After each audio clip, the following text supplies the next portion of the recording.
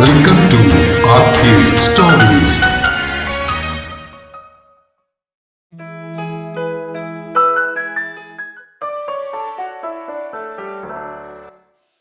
താളം ഭാഗം 62.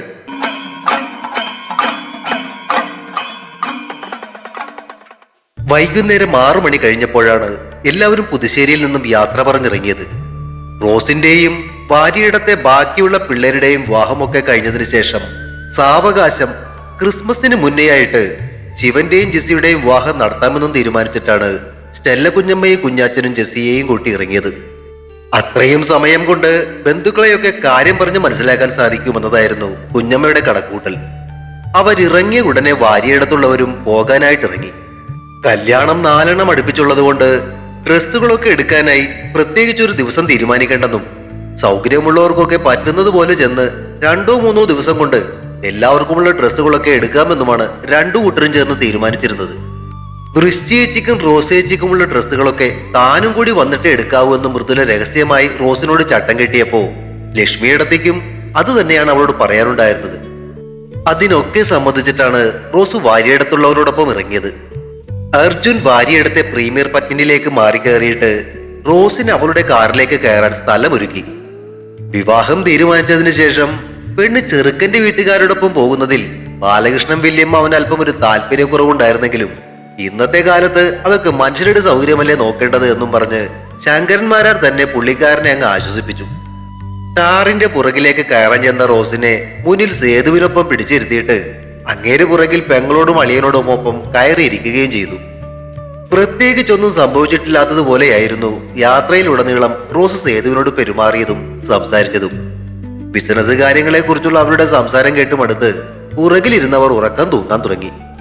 വഴിയിൽ നിർത്തി ഹോട്ടലിൽ കയറി രാത്രി ഭക്ഷണവും കൂടി കഴിച്ചിട്ടാണ് അവർ ചെറുവാണിയൂരിലേക്ക് യാത്ര തുടർന്നത്.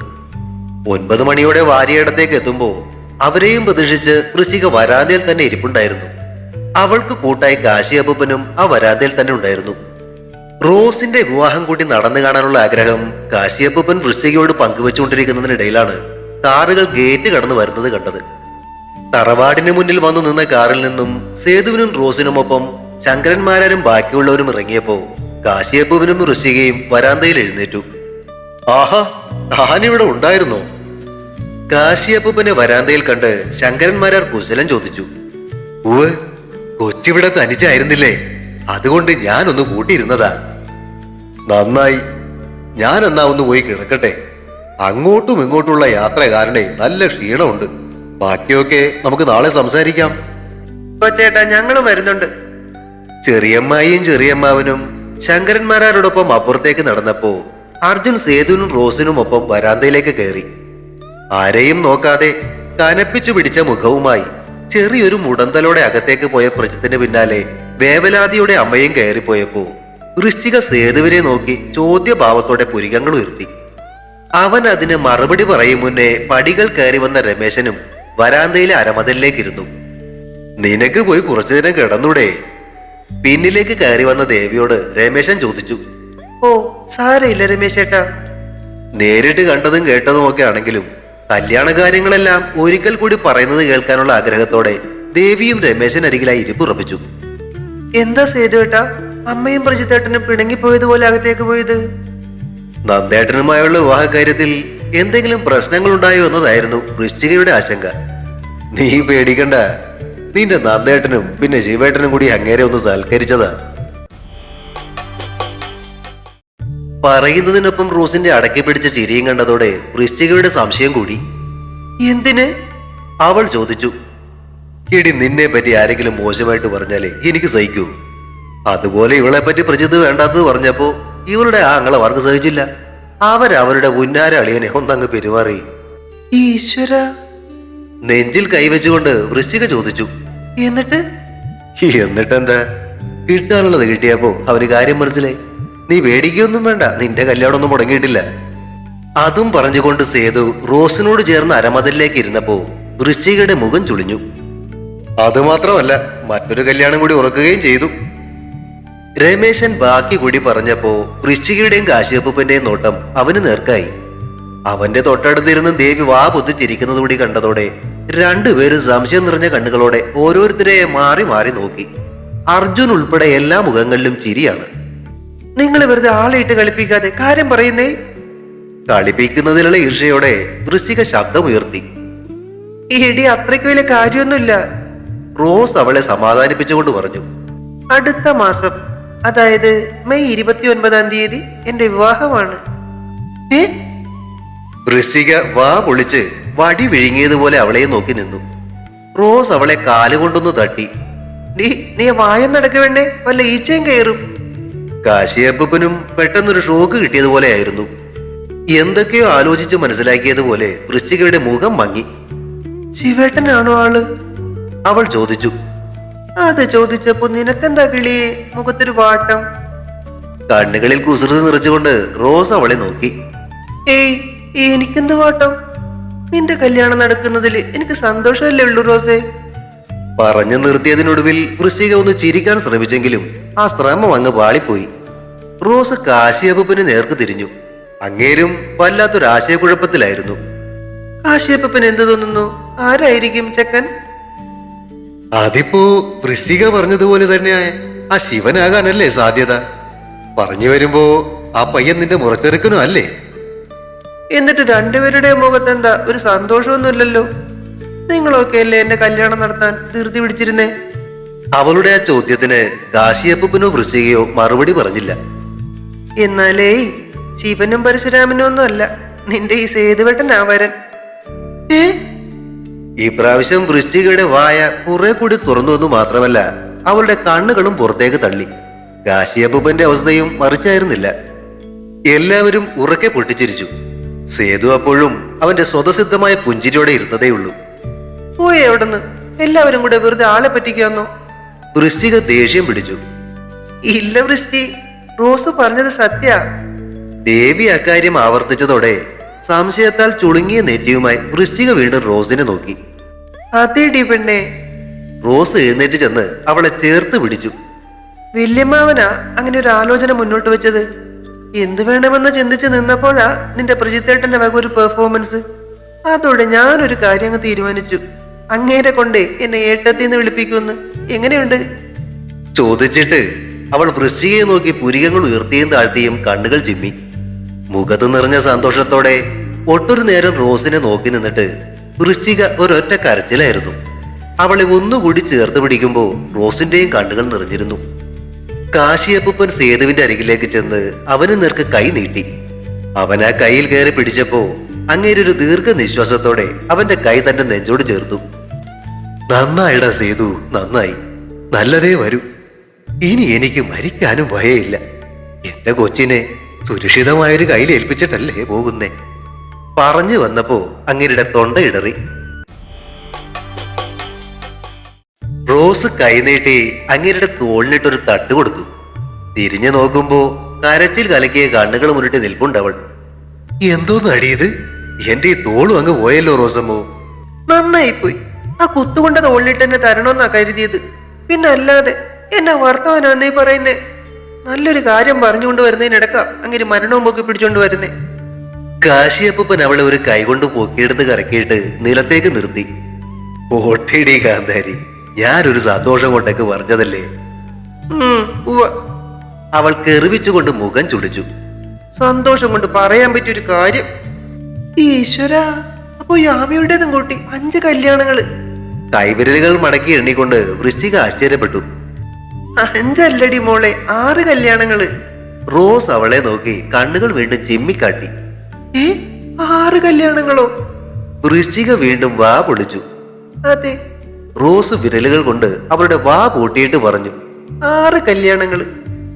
അതേതാ മോളെ 6ാമത്തെ കല്യാണം? കാശിയപ്പൻ ചോദിച്ചു. അതോ, അതിവളുടെ ശിവനളിയന്റെയും സ്റ്റെല്ലക്കുഞ്ഞമ്മയുടെ മോള് ജെസിയുടെയും കല്യാണം. എന്റെ തേവരെ. റോസിന്റെ കൈ തട്ടി മാറ്റിയിട്ട് വൃശ്ചിക ഒച്ചയെടുത്തു. എനിക്ക് വയ്യായേ, ആരെങ്കിലുമൊക്കെ എന്നൊന്ന് താങ്ങിക്കോ. നിലവിളിക്കും പോലെ പറഞ്ഞുകൊണ്ട് അവൾ നിന്നപടി റോസിന്റെ മേലേക്ക് ചാഞ്ഞു. അവളെ പ്രയാസപ്പെട്ട് താങ്ങി നിർത്തിക്കൊണ്ട് റോസ് ഉറക്കെ ചിരിച്ചു.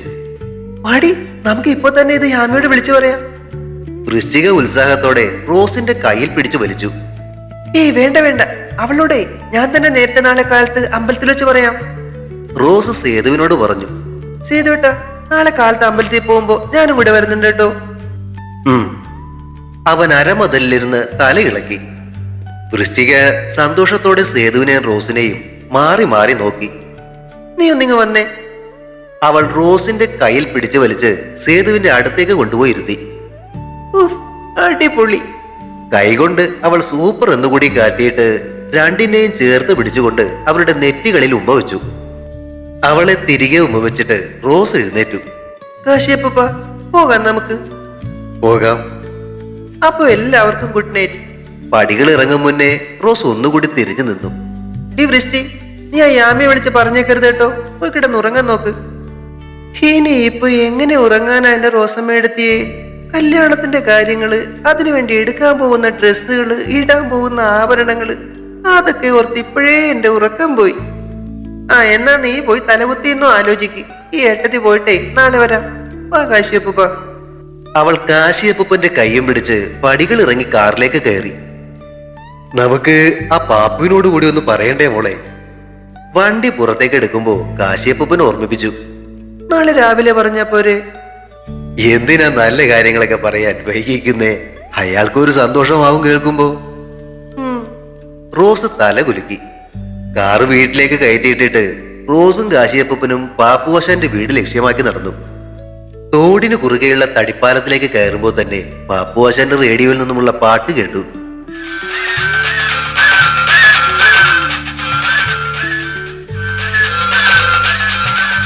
ഓർക്കാപ്പുറത്തൊരു കല്യാണം, ഉടനൊരു സദ്യയൊരുക്കേണം, തുമ്പപ്പൂ ചോറ് വിളമ്പാൻ പുത്തരി ചമ്പ വരി വേണം. ഓർക്കാപ്പുറത്തൊരു കല്യാണം, ഉടനൊരു സദ്യയൊരുക്കേണം. പിറ്റേ ദിവസം കാലത്ത് സേതുവിനൊപ്പം പോകാൻ വേണ്ടി തയ്യാറെടുക്കുമ്പോൾ രണ്ട് ഉദ്ദേശങ്ങളാണ് റോസിന്റെ മനസ്സിലുണ്ടായിരുന്നത്. ഒന്ന്, തന്നെയും സേതുവേട്ടനെയും കുറിച്ച് കരയിലെ ചുവരുകളിൽ മൊത്തം എഴുതിയിരുന്ന അപവാദങ്ങൾ വായിച്ച ആ നാട്ടുകാരുടെ മുന്നിൽ കൂടെ തന്നെ സേതുവേട്ടന്റെ ബൈക്കിന്റെ പിന്നിൽ ഞെളിഞ്ഞിരുന്ന് അങ്ങ് പോവുക എന്നത്. മറ്റൊന്ന്, പള്ളിയിലെ അഗസ്റ്റിനച്ഛനെ നേരിട്ട് കണ്ട് വിവാഹക്കാര്യം സംസാരിക്കുക എന്നതും. അതും കൂടാതെ കല്ലറയിൽ സേതുവേട്ടനോടൊപ്പം ഒന്ന് കയറി അപ്പച്ചനോടും അമ്മച്ചിയോടും കാര്യം പറയുക എന്നതും ഉണ്ടായിരുന്നു. റോസിന്റെ കൈനറ്റിക് ഹോണ്ടയിൽ കാശിയപ്പൻ അമ്പലത്തിലേക്ക് ഇറങ്ങി കുറച്ചു കഴിഞ്ഞിട്ടാണ് സേതു തന്റെ SDയുമായി റോസിന്റെ വീട്ടുപടിക്കലെത്തിയത്. അത്ഭുത കണ്ണാടിക്ക് മുന്നിൽ നിന്നും ഒരുങ്ങിക്കൊണ്ടിരുന്നവൾ വീട്ടുമുറ്റത്ത് ബൈക്കിന്റെ ഹോണിന്റെ ശബ്ദം കേട്ട് ജനാലയിൽ കൂടി വെളിയിലേക്ക് നോക്കി. ഒരു ഇളം നീല ഹാഫ് കൈ ഷർട്ടും അതിനൊപ്പിച്ച കരയുള്ള മുണ്ടുമുടുത്ത് ബൈക്കിലിരിക്കുന്നവനെ കണ്ട് ഇട്ടിരുന്ന ഓറഞ്ച് കളർ ചുരിദാറങ്ങ് ഊരി എറിഞ്ഞിട്ട് അലമാരയിൽ തേച്ചു വെച്ചിരുന്ന നീലയിൽ വെള്ളപ്പൂക്കളുള്ള ഒരു ചുരിദാറും എടുത്തണിഞ്ഞിട്ട് അവൾ മുടി ഉയർത്തിക്കെട്ടി പാന്റ് ഇട്ടു. പുറത്തുനിന്നും ബൈക്കിന്റെ ഹോൺ വീണ്ടും ഒരിക്കൽ കൂടി മുഴങ്ങി. ദാ വരുന്നേ. അവൾ ജനലരികിലേക്ക് മുഖം ചേർത്തിട്ട് വിളിച്ചു കൂവി. മുഖത്തൊരൽപ്പം പൗഡർ ഇട്ട് ഒന്നുകൂടി തുടച്ച് ശരീരത്തിന്റെ ഒരു വശം മേങ്കോണിച്ച് കാട്ടിയ കണ്ണാടിക്ക് മുന്നിൽ നിന്ന് ഒന്ന് വട്ടം കൂടി കറങ്ങി നോക്കിയിട്ട് അവൾ പുറത്തേക്ക് ഇറങ്ങി. ഒരുപാട് സങ്കടങ്ങളും പരിഭവങ്ങളും അതുപോലെ തന്നെ കൊച്ചു കൊച്ചു സന്തോഷങ്ങളും പങ്കുവെച്ച് ആ കണ്ണാടിയും അത് പിടിപ്പിച്ചിരുന്ന മരത്തിന്റെ അലമാരയും കാശൊക്കെ ഉണ്ടായിട്ട് മാറ്റാൻ അവൾക്ക് മനസ്സ് വന്നിരുന്നില്ല. പുറത്തേക്ക് ഇറങ്ങി വന്ന റോസിന്റെ ചുരിദാറിൽ സേതു ഒന്ന് സൂക്ഷിച്ചു നോക്കി. എന്തോന്നാ ഇയാൾ ഇത്ര തുറിച്ചു നോക്കുന്നേ? ആ ജനാലെ കൂടി നീല ഷർട്ട് കണ്ടിട്ട് തന്നെയാ അതേ കളറിലെ ചുരിദാർ എടുത്തിട്ട്. 4 പേര് കാണട്ടെ മാഷേ നമ്മൾ തമ്മിലുള്ള മനപ്പൊരുത്തം. എന്തോന്ന്? അവൻ പുരികങ്ങൾ ചുളിച്ചു. മനപ്പൊരുത്തേ കേട്ടിട്ടില്ലേ? അവൾ അവനെ നോക്കി ഇളിച്ചു കാട്ടി. അവൻ പിന്നിലേക്ക് കഴുത്ത് തിരിച്ചു. മോള് ബൈക്കിലേക്ക് കയറ്. Yes baby. സൈഡ് ചെരിഞ്ഞ് ബൈക്കിലേക്ക് കയറാൻ പോയവൾ പെട്ടെന്നാണ് ആ തീരുമാനം മാറ്റിയതുപോലെ അവന് പുറകിലേക്ക് വട്ടം കയറിയിരുന്നത്. ബൈക്കിന്റെ കണ്ണാടികളിൽ കൂടി അത് കണ്ട സേതുവിന്റെ മുഖം ഒന്നുകൂടി ചുളുങ്ങി. അതെ, കൊള്ളാവുന്നൊരു മുഖം ഇങ്ങനെ ചുളിച്ച് നശിപ്പിക്കല്ലേ സേതുവേട്ടാ. ഞാൻ ആ മേത്തേക്കൊന്നും കയറാൻ വരുന്നില്ല. നിങ്ങൾ വണ്ടി വിടും മാഷേ. അവൻ തല കുലുക്കി ചിരിച്ചുകൊണ്ട് ബൈക്ക് മുന്നോട്ടെടുത്തു. ഗേറ്റ് കടന്നതും പിന്നിൽ നിന്നും വളകിലക്കത്തോടെ 2 കൈകൾ സേതുവിന്റെ ഇരു തോളുകളിലും വന്നു വീണു. ഭാര്യയുടെയും ഗേറ്റ് കടന്നതോടെ ആ കൈകൾ അവന്റെ കഴുത്തിൽ ചുറ്റി പൊതിഞ്ഞു. അവളുടെ മാറിലെ മൃദുലതകൾ മുതുകിൽ അമർന്നപ്പോ സേതു തിരിഞ്ഞൊന്നു നോക്കി. എന്താ മോളുടെ ഉദ്ദേശം? അവൻ ചോദിച്ചു. ദുരുദ്ദേശം തന്നെ. എന്തേ? അവൾ കണ്ണാടിയിൽ കൂടി അവനെ നോക്കി കണ്ണിറുക്കി. ഡേ. അവൻ കണ്ണുരുട്ടി.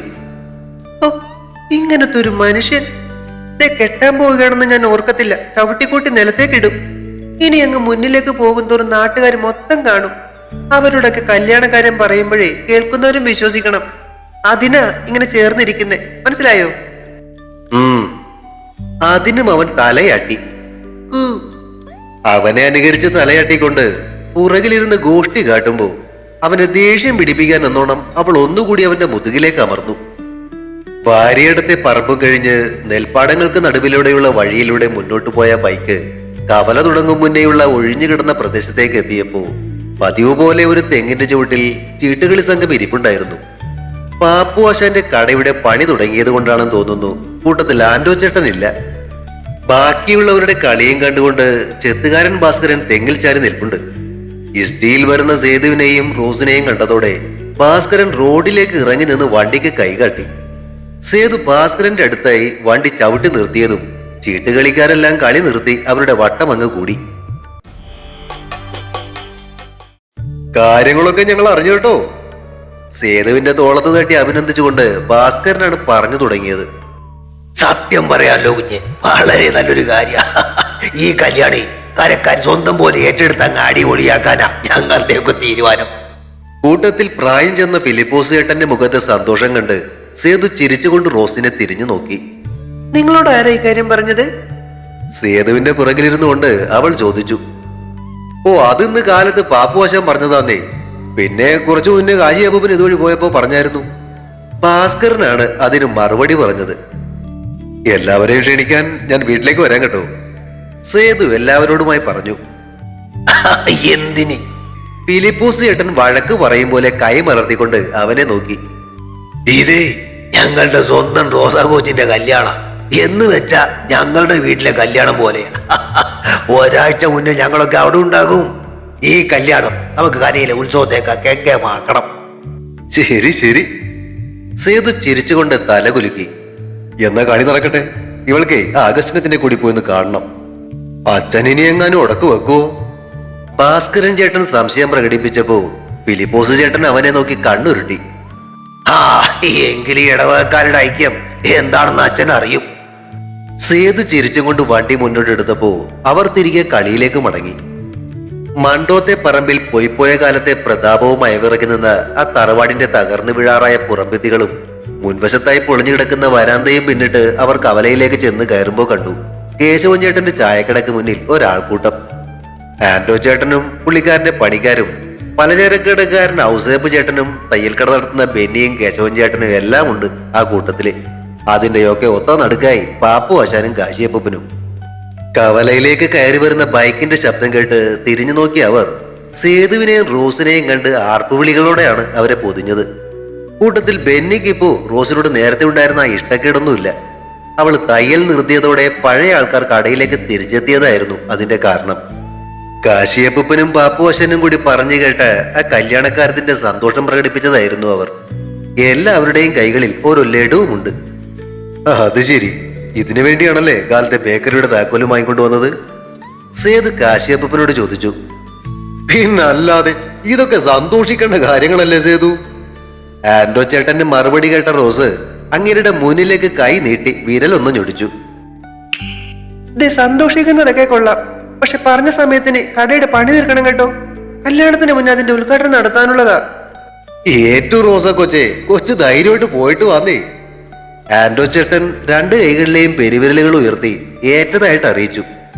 കവലയിൽ നിന്ന് സേതുവും റോസും നേരെ പോയത് തേവരുടെ അമ്പലത്തിലേക്കായിരുന്നു. തൊഴുതു കഴിഞ്ഞ് യാമിയും പ്രവീണും ആൽത്തറയ്ക്കടുത്തേക്ക് വരുമ്പോഴായിരുന്നു അവരങ്ങോട്ടേക്ക് എത്തിയത്. മുന്നിലേക്ക് വന്നു നിന്ന എസ്റ്റിയിൽ സേതുവിനെയും അവനിട്ടിരിക്കുന്ന അതേ കളറിലുള്ള ചുരിദാറും ഇട്ട് അവന് പിന്നിൽ അവനെ കെട്ടിപ്പിടിച്ചിരിക്കുന്ന റോസിനെയും കണ്ട് യാമി അത്ഭുതത്തോടെ നിന്നപ്പോ നമ്മുടെ പ്രവീണിന്റെ മുഖത്ത് 4-5 പൂത്തിരികൾ ഒരുമിച്ച് നിന്നങ്ങ കത്തി. തുടരും. താളം അടുത്ത ഭാഗം ഉടൻ പ്രതീക്ഷിക്കുക. സബ്സ്ക്രൈബ് ചെയ്യാത്തവരുണ്ടെങ്കിൽ ദയവായി സബ്സ്ക്രൈബ് ചെയ്ത് സപ്പോർട്ട് ചെയ്യണേ. കഥയ്ക്ക് അഭിപ്രായങ്ങളും ലൈക്കുകളും ഹൈപ്പും ഒക്കെ നൽകുന്നതിനോടൊപ്പം തന്നെ കഥയുടെ ലിങ്ക് കഴിയുന്നവർക്കൊക്കെ ഒന്ന് ഷെയർ ചെയ്തുകൂടി കൊടുത്തേക്കണേ. Thank U.